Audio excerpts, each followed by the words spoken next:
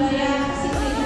Budaya disiplin di sini terdiri yang pertama disiplin positif dan nilai-nilai kebajikan. Yang kedua yaitu tentang aktivasi perilaku manusia. Yang ketiga keyakinan kelas. Yang kelima, yang keempat, 5 kebutuhan dasar manusia. Yang kelima tentang posisi kontrol. Yang terakhir yaitu tentang sisi 3 restitusi.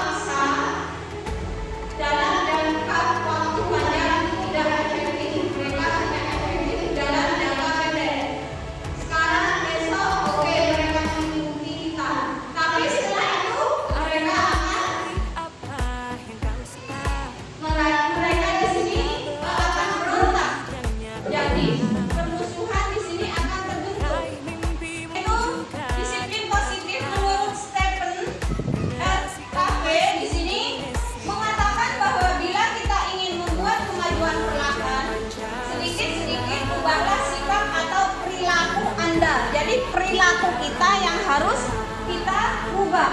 Namun bila kita ingin memperbaiki cara-cara utama kita, maka kita perlu mengubah kerangka tujuan kita. Ubahlah bagai Anda melihat dunia. Jadi bagaimana Anda berpikir tentang manusia, kemudian ubahlah paradigma Anda, skema pemahaman dan penjelasan aspek-aspek tertentu tentang realitas. Jadi ketika anak kita disuruh mendapatkan atau melakukan permasalahan, kita harus melihat dari sudut pandang mereka.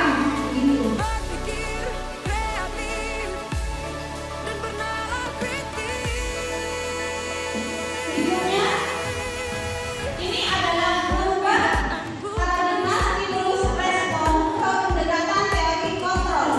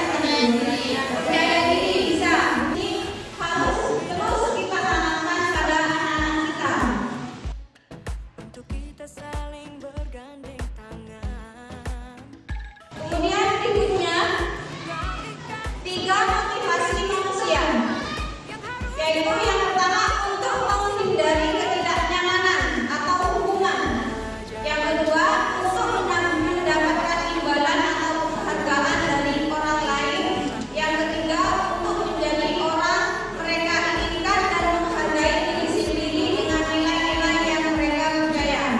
Jadi untuk yang pertama dan kedua ini motivasi eksternal, sedangkan yang ketiga adalah motivasi internal.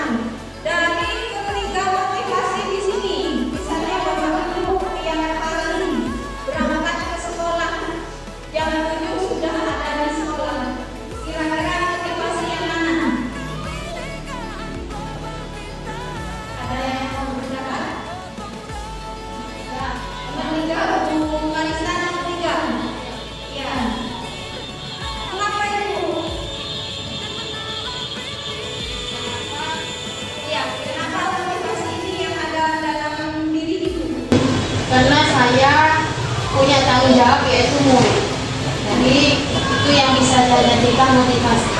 Karena memang sesuai tupoksi saya yaitu sebagai pengajar sekaligus pendiri. Jadi yang menjadikan sama motivasi memang nomor 1 adalah peserta didik. Iya. Jadi ketika kita datang pada waktu sekolah, nantinya anak-anak kita juga akan mengikuti gitu, begitu. Untuk yang lain, ada yang mau berpendapat? Bu Sisi, motivasi yang mana? Oh, nomor 3 juga. Boleh saya tahu alasannya, Bu? Saya berjawab memilih jurusan PGSD. Jadi saya punya manusia, punya punya keinginan untuk menjadi orang yang lebih baik lagi. Juga ada background dari orang tua, guru. Jadi saya melihat background itu guru dari orang tua saya. Ya, ketika kita sebagai guru kita datang ke sekolah sebelum jam 7, itu nilai-nilai kebajikan yang terkandung di dalamnya apa Bapak Ibu? Disiplin, kedisiplinan, tanggung jawab juga begitu. Sekarang yang ingin saya tanyakan, kira-kira kalau pada murid kita itu motivasi yang mana? Ya? Gimana Bu? Udah tahu? Murid-murid kita? Iya, dari ketiga itu murid-murid kita yang mana motivasi yang kedua? Ya, untuk mendapatkan imbalan atau penghargaan dari orang lain. Oke. Berikutnya ada lagi? Nomor 1 juga. Ya, sebagian juga nomor 1. Untuk yang nomor 3 ada tidak kira-kira? Ada, cuma tidak banyak. Iya, ada. Berapa? Iya, Berapa? 1, 2. Iya. Karena memang mereka beragam. Iya. Ternyata ini adalah PR bagi kita. Oke, untuk apa? Untuk mengumpulkan motivasi intrinsik dalam murid kita. Bukan nomor 1, bukan nomor 2. Karena ini kalau nomor 1 dan nomor 2 ini terus berjalan, ini tidak akan bertahan lama. Ketika mereka di sini tidak mendapatkan sebuah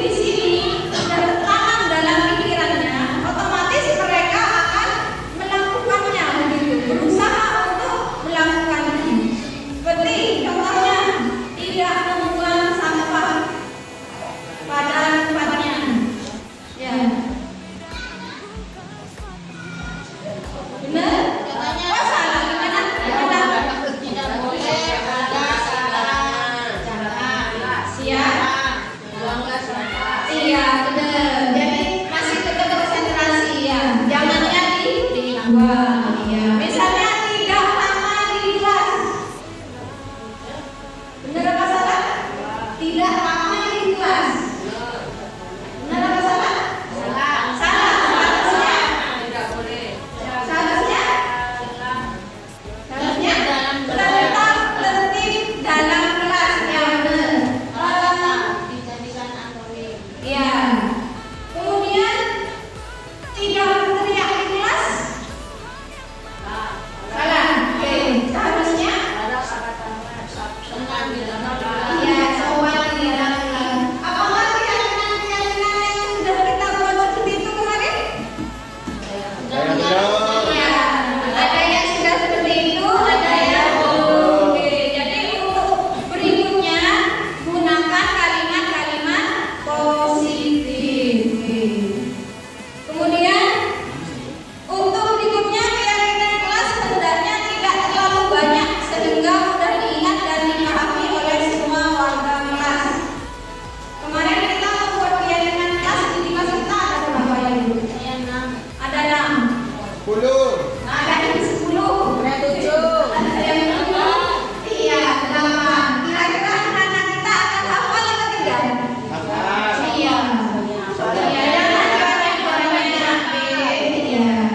Misalnya tidak bicara di dalam kelas. Ya, itu salah. Tertib di dalam kelas. Untuk tertib di sini kan banyak poinnya. Oke. Tidak berlarian, tidak berteriak-teriak. Itu masuk dalam kata itu. Tertib di dalam kelas. Saling menghormati masuk apa tidak? Masuk juga. Nah, makanya kalau membuat keyakinan kelas di sini, nilai-nilai kebajikannya perlu digali kembali. Apa bedanya dengan kesepakatan kelas? Kalau kesepakatan kelas belum kita yakini, ya. Kalau keyakinan kelas di sini berarti kita meyakini bersama apa yang harus kita lakukan. Berikutnya, keyakinan kelas sebaiknya sesuatu yang dapat diterapkan di lingkungan tersebut. Sudah sama diterapkan deh. Nah, kemudian berikutnya semua warga kelas hendaknya ikut berkontribusi dalam pembuatan keyakinan kelas lewat kegiatan kurang pendapat. Jadi bukan hanya satu orang atau dari kita saja, tidak. Dari anak-anak semuanya berkontribusi. Apakah kegiatan yang kemarin sudah seperti itu? Sudah. Bibi, Susi? Sudah. Sudah belajar? Sudah. Musik kita? Apakah semua anak sudah berkontribusi di sana? Dari 20 anak menyampaikan pendapatnya tidak? Iya. Oh, sebagian ya. Jadi untuk berikutnya untuk kegiatan pembuatan keyakinan kelas di sini harus semuanya menyumbangkan ya, pikirannya boleh menulis atau bermusyawarah boleh. Tapi yang paling enak itu adalah menulis. Jadi mereka menulis kemudian tempel di depan, kemudian kita pandu kita kelompokkan. Ya. Berikutnya bersedia meninjau kembali keyakinan kelas dari waktu ke waktu. Nah, ini yang jarang kita lakukan. Ya. Ketika keyakinan sudah tertentu, kita tulis dalam sebuah poster, kita jarang untuk meninjau kembali. Jadi kita tinjau kembali. Ya, kita tidak lanjuti. Apakah di sana sudah dilaksanakan atau tidak? Ya, ya.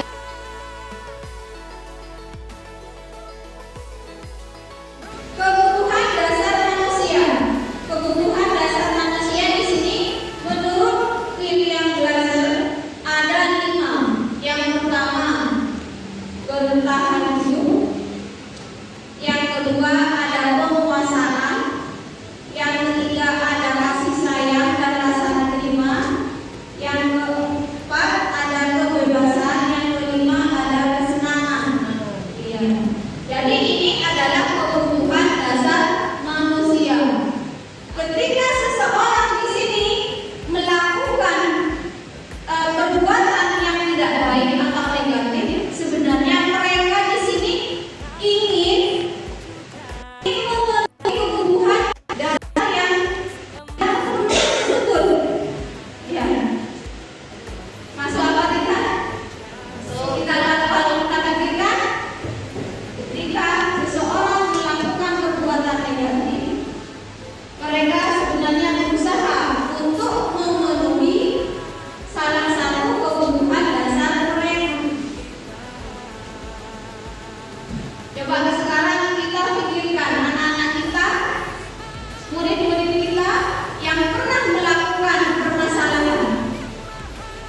bertengkar dengan temannya.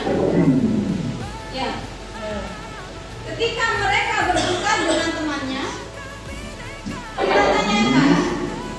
kita tanyakan, kira-kira jawabannya apa Bapak Ibu?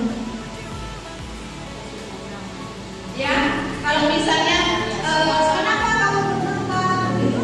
Jawabannya kira-kira ya, ada pembulian, ada ingin menguasai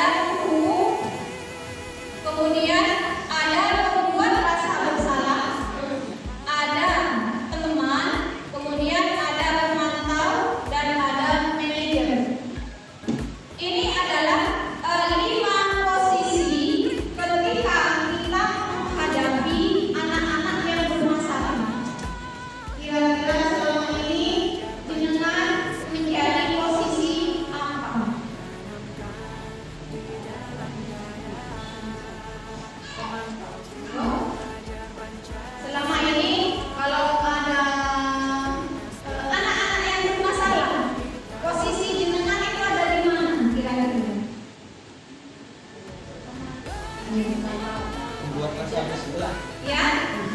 Kalau kuku ini begini. Ya. Ya. Apa yang kamu lakukan? Ayo sekarang lari lapangan. Nah, itu adalah kuku. Posisinya kuku. Mantap.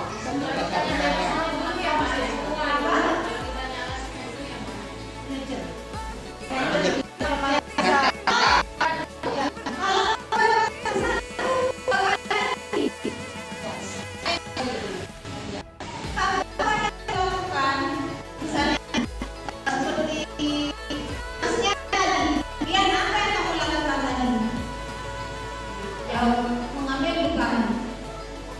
Kira-kira kalau ibumu tahu bersedih tidak? Ya.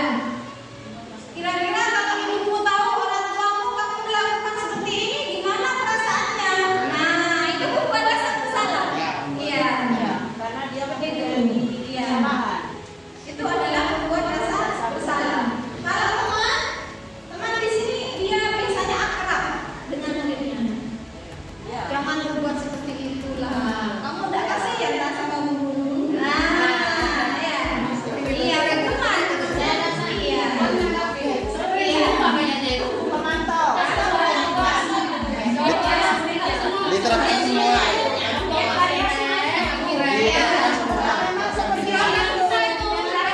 Ya, diterapkan semua. Ya, kalau pemantau di sini biasanya yang kadang-kadang yang dilakukan itu kesepakatan kita apa? Bila kita tidak ada kerjaan PR, anakku keliling lapangan. Nah, itu adalah pemantau.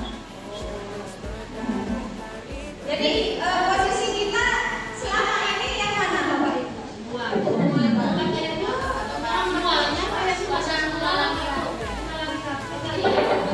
Jadi pemantau yang nggak bisa siswa juga ya. Iya. Pemantau yang bisa juga siswa dengan guru berarti. Menurut saya itu pemantau itu guru, bukan guru. Ini juga siswa bisa. Ini sebenarnya lima posisi kontrol ini adalah posisi kita ketika siswa kita mengalami melakukan kesalahan. Begitu. Kita semua pernah dialami. Kita semua pernah tahu ini. Dari permasalahannya. Iya, ada permasalahannya. Permasalahan. Kalau manajer pernah tidak? Seperti apa manajer ini, Bapak Ibu?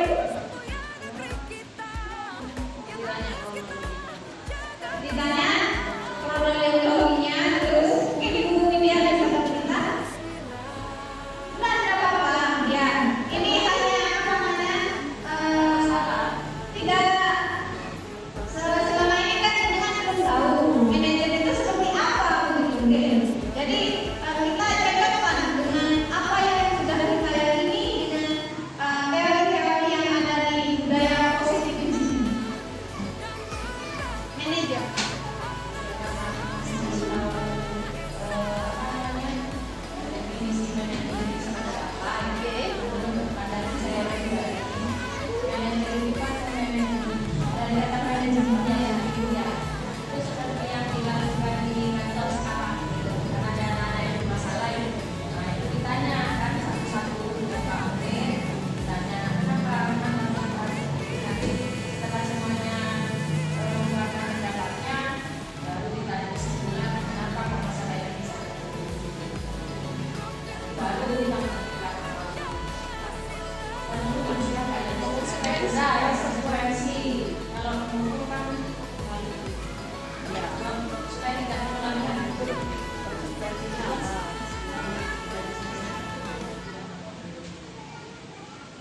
Ya, benar sekali. Bukan posisi kontrol yang dijalani. Patuhi aturan saya atau awas. Kamu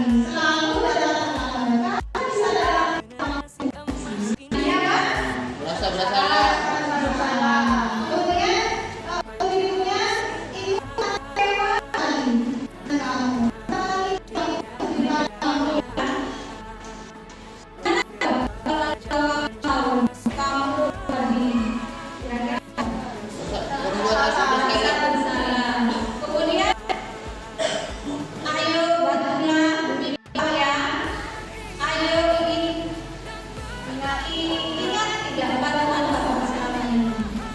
Teman-teman. Teman. Berikutnya peraturannya apa? Sanksi atau konsekuensinya apa? Mantap. Apa yang kita yakini? Jika kamu meyakininya, apakah kamu bersedia memperbaikinya? Iya. Jadi kalau kita menjadi manajer yang ini, yang terakhir, apa yang kita yakini selama ini? Jadi mereka mencari salahnya sendiri dan mencari solusinya sendiri. Ya. Kemudian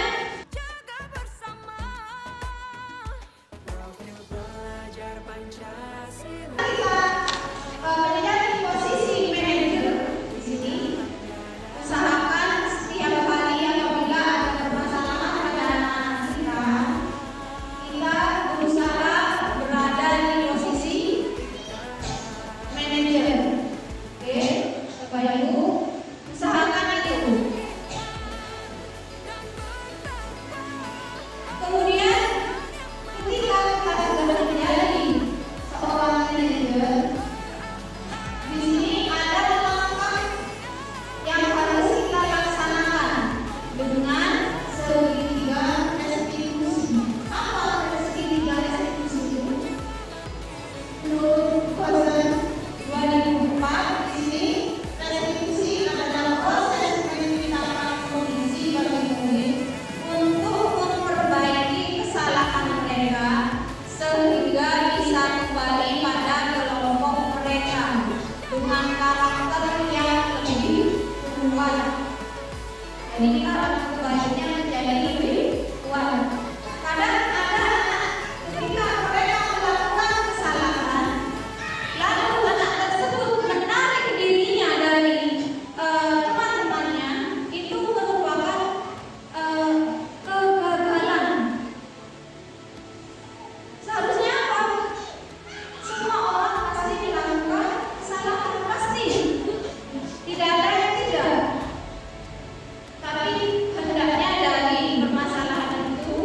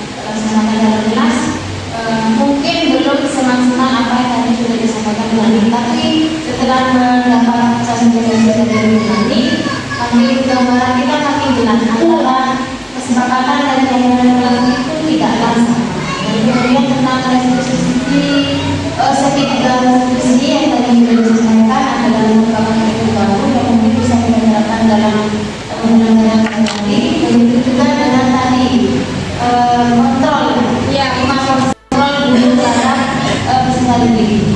Yang awalnya mungkin kita anggap itu hanyalah kebenaran bagi diri, ternyata yang kita lakukan selama ini banyak salah. Jadi sebab itu ilmu yang sudah disampaikan sangat penting dan berguna. Mudah-mudahan nanti bisa ada pelajaran kelas, begitu juga dengan rekan-rekan yang lain. Sekali lagi saya ucapkan terima kasih banyak atas ilmunya. Ilmunya ini benar-benar yang bermanfaat bagi kurikulum mereka yang kita alami saat ini. Terima kasih. Sekian. Assalamualaikum warahmatullahi wabarakatuh. Yang lain? Mungkin Ibu Lia.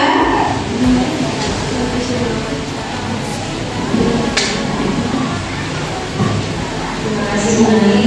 Setelah mendengarkan sosialisasi secara dinamis, saya dari tahu tentang cara apa yang menangani anak-anak yang mungkin masalah nakal di kelasnya. Jadi tidak langsung memberi rumah atau langsung menjelaskan itu nakal. Jadi melalui proses akademik yang dilakukan itu konsekuensinya seperti apa. Dan keyakinan kita juga masih banyak yang perlu diperbaiki di maksudnya. Dari sisi kata-kata maupun dari sisi kalimatnya masih ada yang memanfaatkan. Terima kasih.